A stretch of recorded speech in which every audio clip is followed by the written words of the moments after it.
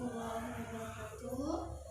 Alhamdulillahirabbil alamin wa bihi nasta'in ala umuri dunya wa dini wassalatu wassalamu ala rasulillahi ajma'in.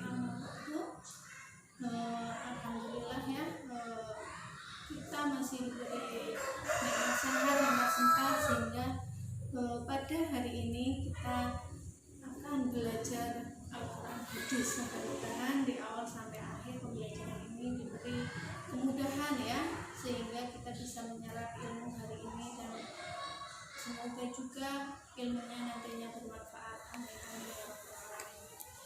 Sebelum mulai materi, Bu Guru akan kenalan dulu ya. Ini di kelas 4A dan kelas 4B Al-Quran hadis 1 tahun ke depan, hari ini sampai 1 tahun ke depan belajarnya dengan guru saya. Mohon kerjasamanya Bapak Ibu, mohon kerjasamanya anak-anakku semua, supaya pembelajaran Al-Quran hadis 1 tahun ke depan berjalan dengan lancar ya. Di sini nanti kalian anak-anakku harus mengisi daftar hadir ya sebelum jam 8 malam ya. Khusus daftar hadir pembelajaran Al-Quran hadis ya. Oke, sebelum kita belajar, marilah kita berdoa dahulu ya. Doa mau belajar. A'udzubillahi minasyaitonirrajim. Bismillahirrahmanirrahim. Alhamdulillahi rabbil alamin wa bi Muhammadin nabiyya wa rasulah wa bi dunya amma wa sunnikamma amin.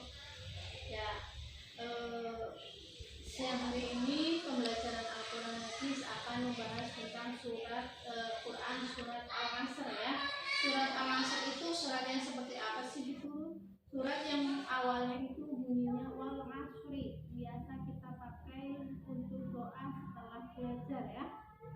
Oke, dalam pembelajaran surat Al-Asr hari ini ada 3 poin. Ada berapa poin? Ada 3 poin. Yang pertama yaitu mengenal surat Al-Asr. Yang kedua nanti melafalkan surat Al-Asr. Dan yang ketiga adalah pokok isi kandungan surat Al-Asr.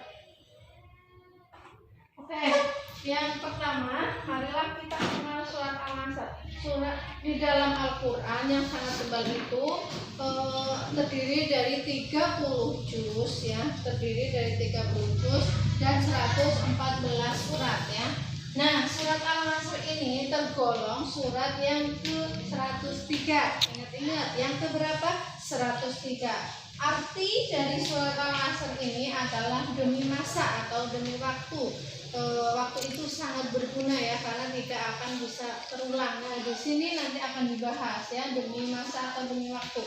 Surat Al-Asr ini mempunyai 3 ayat ya. Nanti kita buktikan dengan melafalkan surat Al-Asr. Turunnya adalah di kota Mekah. Surat Al-Asr ini jenisnya jenis surat Makkiyah ya. Surat Makkiyah itu surat yang diturunkan kepada Nabi Muhammad sebelum Nabi Muhammad itu berhijrah ya. Itu namanya jenis surat Makkiyah. Al-Asr ini termasuk jenis surat Al-Makkiyah. Nah, turun ini surat Al-Asr ini turun setelah surat Al-Insyirah ya. Al-Insyirah sudah diturunkan kepada Nabi Muhammad, terus kemudian diturunkan kembali surat Al-Asr ya. Berarti surat Al-Asr ini turun setelah surat Al-Insyirah. Surat Al-Insyirah yang bunyinya seperti apa Ibu? Bismillahirrahmanirrahim. Alam nashrah ya. Terus nama suratnya diambil dari ayat ke-1. Apa yang kita buktikan? Wal asri ya, Al-Asr. Berarti itu namanya diambil dari ayat ke-1. Nah, poin-poin ini nanti sama siswa dihafalkan ya.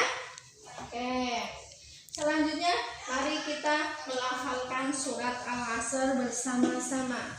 A'udzu billahi minasyaitonir rajim. Bismillahirrahmanirrahim. Wal 'ashri innal insana lafi khusrin illa alladzina amanu wa 'amilus shalihati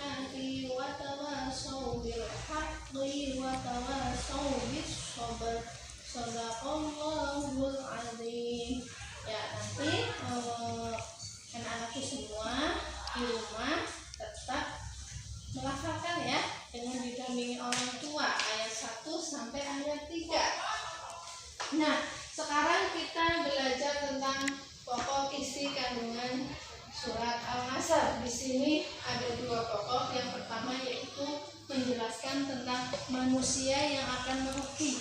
Manusia yang akan merugi itu yang seperti apa sih?